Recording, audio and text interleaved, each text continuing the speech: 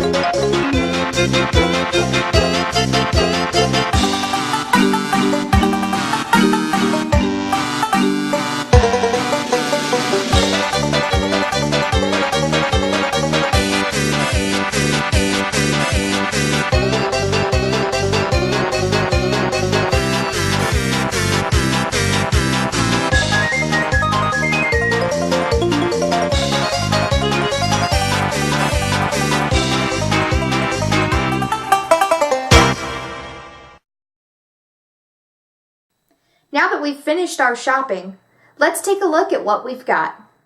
First up, we have a cosplay of Oliver from the video game Ni no Kuni: The Wrath of the White Witch. This was the least expensive costume, as the only item purchased was the yellow shirt. All other items could be found in the cosplayer's own closet. Next, we have Jinta from Anohana. Again, another combination of purchased clothing and closet diving. However, this costume requires a bit more work. In order to be ready for his convention debut, Jinta will need to do a bit of fabric painting to match his on-screen counterpart. In the more expensive or work-heavy categories, we have a Mako cosplay from Nerima Daikon Brothers, and Nathan Drake from the Uncharted series. Taking a look at Mako, we see a great mix of store-bought items and items from the cosplayer's own closet. This costume requires only a little bit of tailoring, and it will be a complete ensemble, ready for the next convention. Lastly, let's look at Nathan Drake. In order to make it look like he's been trekking around the world, some work will be needed to make the clothing look more distressed. Since you don't want to put holes in your favorite pair of jeans, a new pair of jeans was needed, as well as a shirt and accessories that no one will miss if they become painted or ripped. In total, a single day's hunting turned up 4 costumes, 2 for each of our cosplayers, and we even managed to save $20 for lunch at the convention.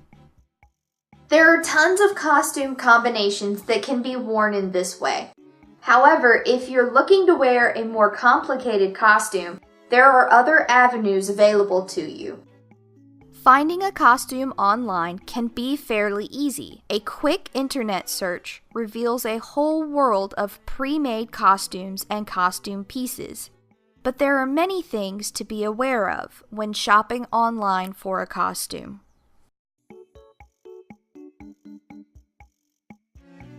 Remember that buying a pre-made costume online falls into the fast, good category, meaning that if you are looking to buy a costume online, you are going to have to pay not just for the convenience of buying it pre-made, but also for the shipping, which can be expensive the further from home you shop. Also, don't forget to factor in the time required to ship your purchase. Search the website until you find a page discussing their shipping information and schedule accordingly.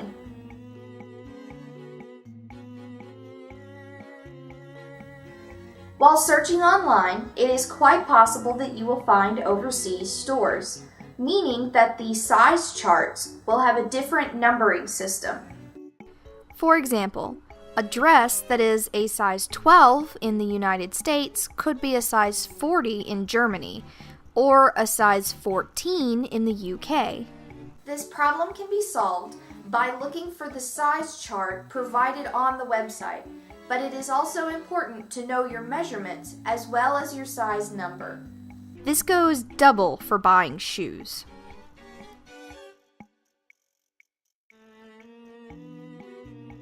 It can be really exciting when after months of research, you finally find your dream costume, and it's at a fraction of the price. But don't look before you leap. Thoroughly research the website before you give them any information. Do an online search of the website. Check forum posts, written and video reviews, not just the reviews on the website itself. If you don't find any information, then post to forums that aren't connected to the store's website. There are lots of super nice cosplayers out there who are willing to answer your question. You just need to ask.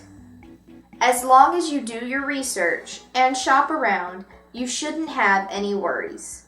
And who knows, the perfect costume might just be a few clicks away.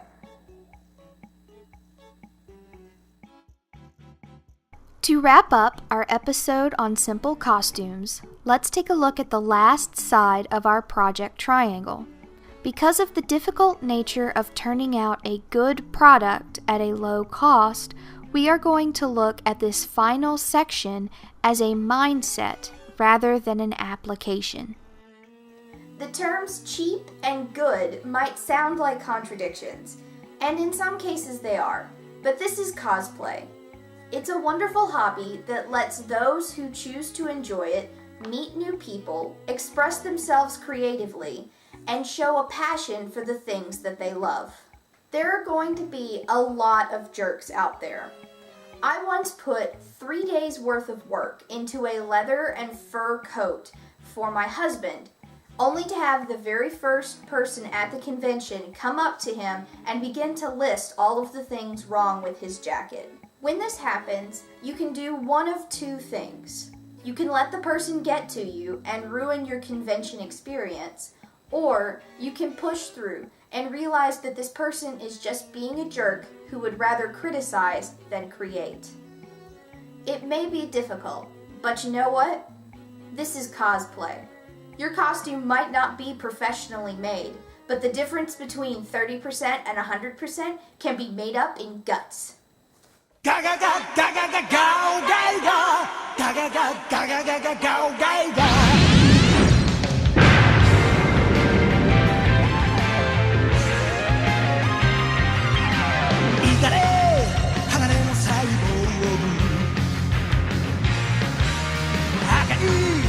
手紙金の筆